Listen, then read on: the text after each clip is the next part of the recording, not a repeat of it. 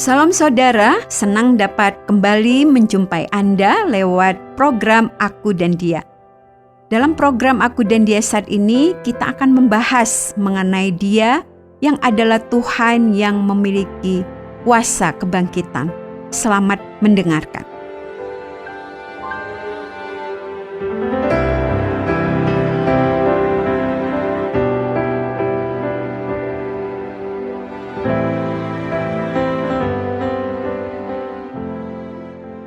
Cucu keponakanku, yaitu anak laki-laki dari keponakanku, memiliki panggilan sayang yang unik untuk orang-orang yang dikenalnya dengan baik. Ia baru berusia 3 tahun dan ia tidak selalu ingat nama-nama orang-orang itu. Tetapi ia memiliki panggilan khusus kepada kami semua. Karena aku memiliki latar belakang suku Batak, ia memanggil aku Opung. Tetapi karena ia memiliki banyak opung, ia memberikan panggilan khusus kepadaku, Opung Roti. Mungkin karena ia menghubungkan namaku dengan sesuatu yang sangat dikenalnya. Rosi menjadi Opung Roti. Ia memanggil suamiku Opung Dino, yang sama sekali tidak menyambung dengan nama suamiku. Ia memanggil suamiku demikian karena suamiku sering menirukan suara dinosaurus dan memainkannya dengan tangannya kalau mereka bertemu, baik secara langsung maupun melalui video call. Ia memanggil anak laki-lakiku dengan sebutan yang khusus juga. Cucu keponakanku itu memanggil anak laki-lakiku dengan sebutan tulang ngengeng katanya. Bagi orang Batak, tulang itu berarti paman dan panggilan ngengeng melekat kepadanya karena cucu keponakanku sering melihat anak laki-lakiku itu sedang menyetir mobil kalau kami melakukan panggilan lewat video call. Ia langsung menghubungkan anak laki-lakiku dengan kendaraan yang dinaiki dan karena itu ia memanggil anakku itu tulang ngengeng. Ia memiliki panggilan yang unik dan lucu-lucu juga untuk teman-temannya. Dan panggilan itu menjadi semacam kesimpulan dari pengenalannya tentang mereka yang dekat dengannya. Aku bisa menyebutkan beberapa. Ada yang dipanggilnya tulang black karena ia memang lebih hitam dari yang lainnya. Ada yang dipanggilnya onti monster karena bibinya itu paling suka mengganggunya. Ia menyebut mereka sebagaimana pengenalannya akan mereka. Apa yang aku kenal tentang Yesus, Tuhan dan Juru Selamat yang setia itu? Tentu saja ada banyak hal yang bisa aku kenal tentang Dia, karena Dia memang maha segalanya. Namun aku sangat tertarik dengan apa yang dituliskan oleh Paulus tentang apa yang ingin dikenalnya tentang Yesus. Ia sudah mengenal Yesus sebagai Tuhan, sebagai Juru Selamat, dan sebagai Guru yang ajaib. Dan juga sebagai Allah yang menjadi manusia. Namun, ketika ia menuliskan tentang apa yang masih ingin dikenalnya tentang Yesus, ia menuliskannya dengan sangat sederhana. Di dalam Filipi 3 ayat 10, yang kukendaki ialah mengenal Dia dan kuasa kebangkitannya, dan persekutuan dalam penderitaannya, di mana aku menjadi serupa dengan Dia dalam kematiannya. Aku melihatnya sebagai sesuatu yang luar biasa bahwa bagi Paulus ketika ia berbicara mengenai pengenalan akan Yesus, maka tentu saja ia memulai dengan keinginan untuk mengenal pribadi Yesus. Tetapi selain itu, ia ingin juga mengenal kuasa kebangkitan dan persekutuan dalam penderitaannya. Dan tujuan dari pengenalan itu pun disebutkannya, yaitu agar ia bisa menjadi serupa dengan Yesus di dalam kematiannya. Tentu saja, keinginan ini bukan hanya sekedar kata-kata belaka, tetapi mengungkapkan apa yang begitu menarik perhatian Paulus tentang Yesus. Bagi Paulus, yang paling menarik tentang Yesus selain tentang pribadinya yang agung dan luar biasa adalah tentang kuasa kebangkitannya dan persekutuan di dalam penderitaannya. Aku mencoba melihat ke dalam diriku sendiri. Apa yang ingin aku ketahui tentang Yesus? Tentu saja aku juga harus memulai dengan mengenal pribadi Yesus sendiri. Firman Tuhan menjelaskan dengan jelas tentang pribadi Yesus sebagai Allah yang menjadi manusia, dan bukannya manusia yang menjadi Allah. Lalu firman Tuhan juga menuliskan pribadi Yesus sebagai guru yang agung. Aku akan bisa mendapatkan pengenalan yang lebih mendalam lagi mengenai pribadi Yesus jika aku mau membaca kitab suci. Setelah itu, aku mengenal karya mukjizat yang dilakukannya.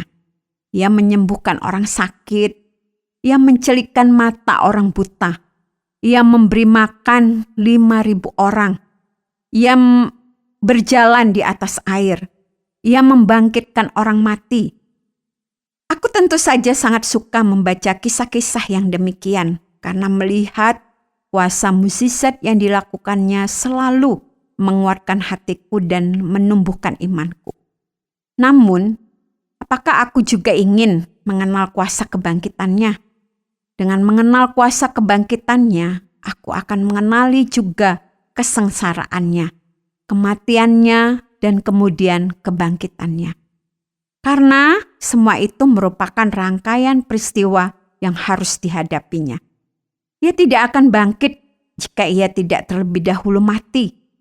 Dan kematian yang dialaminya bukan kematian yang wajar, karena ia mengalami sengsara salib yang luar biasa menjelang kematiannya itu. Aku mencoba melihat apa bedanya pengenalan akan kuasa kebangkitannya dengan kuasa mukjizat yang dilakukan Yesus. Aku bukan seorang teolog yang bisa membuat teori macam-macam, tapi kelihatannya semua mukjizat itu merupakan karya Yesus yang berkaitan dengan keadaan fisik seseorang yang dampaknya akan berakhir selama orang itu masih hidup di dalam dunia. Ia memberi makan 5.000 orang. Maka 5.000 orang itu akan kenyang selama beberapa jam dan kemudian setelah itu lapar lagi. Ia menyembuhkan orang sakit. Maka kesehatan orang itu hanya akan berlangsung sampai ia mati. Ia mencelikkan mata orang buta, maka mungkin ia akan tetap bisa melihat sampai ia menutup mata untuk selamanya. Kemudian, aku melihat bahwa mengenal kuasa kebangkitannya adalah berkaitan dengan keselamatan jiwaku.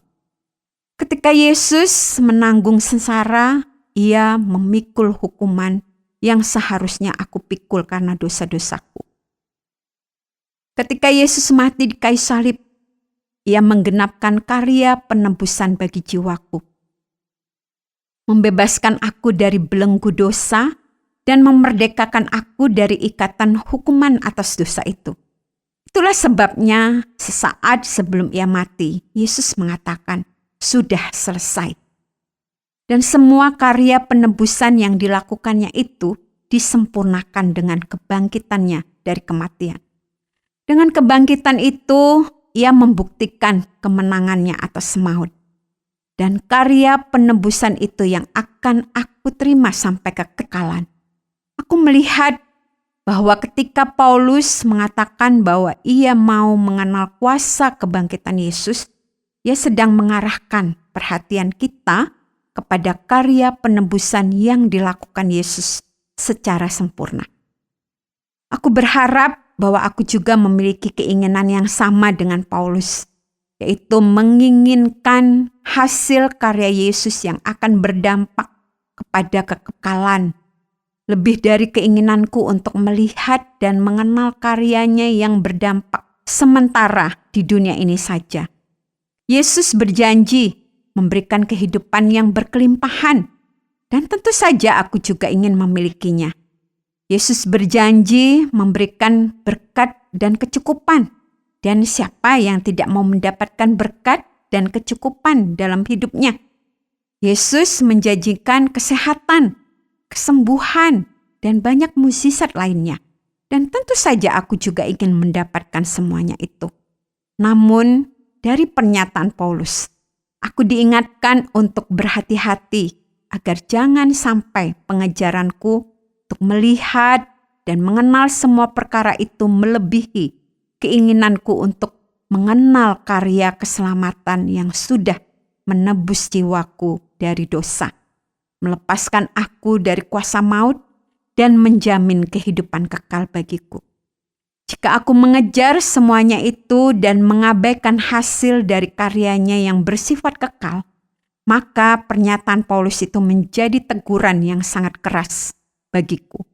Atau seperti perkataan Yesus sendiri di dalam Matius 8 ayatnya yang ke-36 dan 37. Apa gunanya seorang memperoleh seluruh dunia, tapi ia kehilangan nyawanya? Karena apakah yang dapat diberikannya sebagai ganti nyawanya? Dan berkaitan dengan kekekalan, apa gunanya seseorang menikmati semua kesenangan dan memperoleh semua yang diinginkan hatinya di dalam dunia ini, tetapi ia menjalani masa kekekalan di dalam hukuman? Aku ingin terus memusatkan perhatian dan hatiku untuk lebih mengenal kuasa kebangkitan Kristus. Bukan milikku lagi, namun ku serahkan bagi kerajaan-Mu. Semua yang ku miliki adalah dari-Mu. Ku hidup oleh anugerah keselamatan dari-Mu.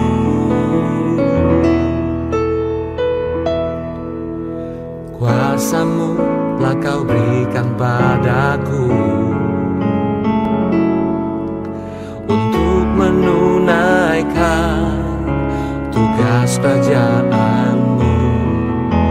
Takkan pernah ku ragu terhadap janji-Mu, karena ku hidup dalam ikatan janji dengan-Mu. Ku hidup bergantung dari kuasa firman-Mu yang mencipta ulang seluruh kehidupanku. Dalam diriku ada Kristus yang hidup, yang memampukanku hidup dalam kuasa kebangkitan-Mu.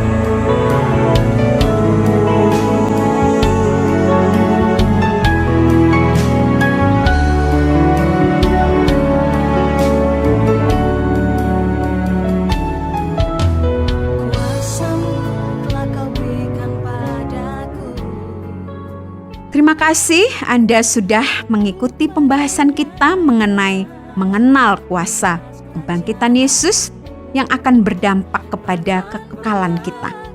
Pengenalan yang benar akan hal ini tentu saja menjadi jauh lebih penting daripada apapun yang lain yang ada di dalam dunia ini. Kalau Anda ingin tahu lebih banyak tentang hal ini, atau Anda ingin mengetahui lebih banyak tentang pribadi Yesus, yang adalah satu-satunya sumber dari kebenaran, kami siap untuk menjelaskannya secara lebih lanjut kepada Anda. Atau kalau Anda ingin didoakan atau Anda ingin menyampaikan kesaksian hidup Anda, silakan menghubungi kami lewat SMS atau WhatsApp ke nomor 081 333 777 386. Sampai jumpa, Tuhan Yesus memberkati.